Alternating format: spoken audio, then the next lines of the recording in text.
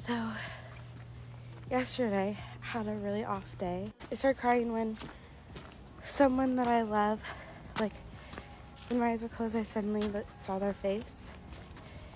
And I don't know what the significance is about this time of year, why I have the most hard time grieving his death this time of year, because he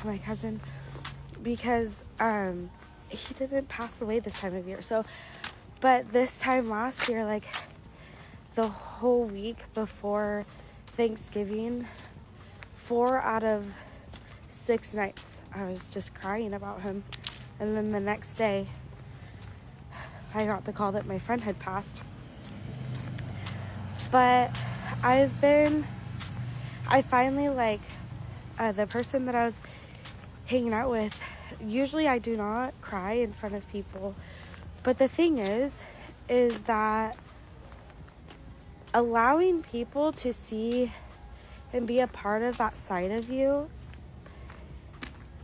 that kind of vulnerability, it's exactly what is needed. We need to see that permission that it is not a weakness and it is okay to cry in front of each other. That kind of vulnerability is what's missing right now. Because we were made to think that crying does not fix anything, that crying is a weakness. But the thing is when you cry, you're releasing certain endorphins. And when you cry, you're most vulnerable. And because too, when we hide things and we're showing up as something different, right? We're showing up as not our true selves, because there's things that we're hurting about, but we're not open, and we're presenting ourselves in a way that shows up with that pain, but they don't know what that looks like because you're not opening that door up, but they're sensing that something is wrong. And I know even in my sense, mine came off in frustration. And the thing is I didn't want the person that I was hanging out with to think that frustration or anything had anything to do with them, because the way I left was not, could have easily maybe have made them think that I was frustrated with them. So during the middle of me crying, and I never would usually do this, but during in the midst of me crying, I sent a voice message to this person, and I just completely let it out and let them know this time of year is really hard for me. I have a really hard time with the grieving of my cousin this time of year. And I've felt really alone during my grieving the last few years since he's passed. Because I've felt like I'm not allowed to grieve him in the way that I do. And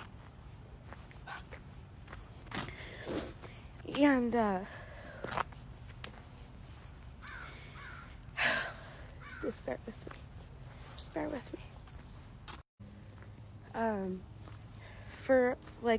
I very much have grieved him very alone, and I've really shied away from how much his death affected me and has continued to affect me.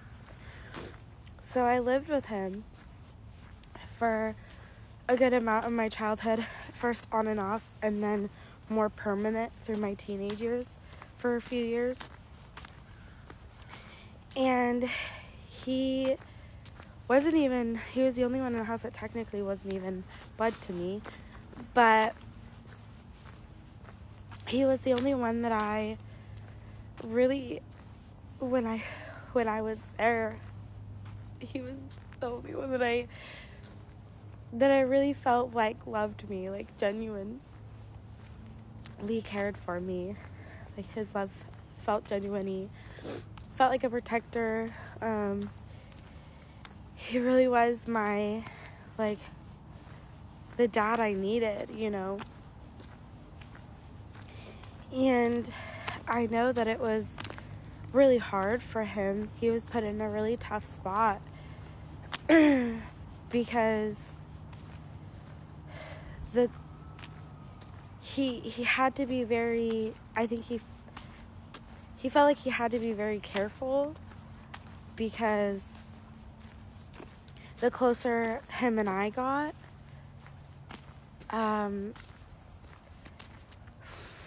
don't want to say the more angrier his wife got, but in a sense, like, she would just not talk to me or anything like that and just shut herself in the room. And so I just felt like he was in a very, very tough spot. Like, he just couldn't show the capacity that he would have liked to.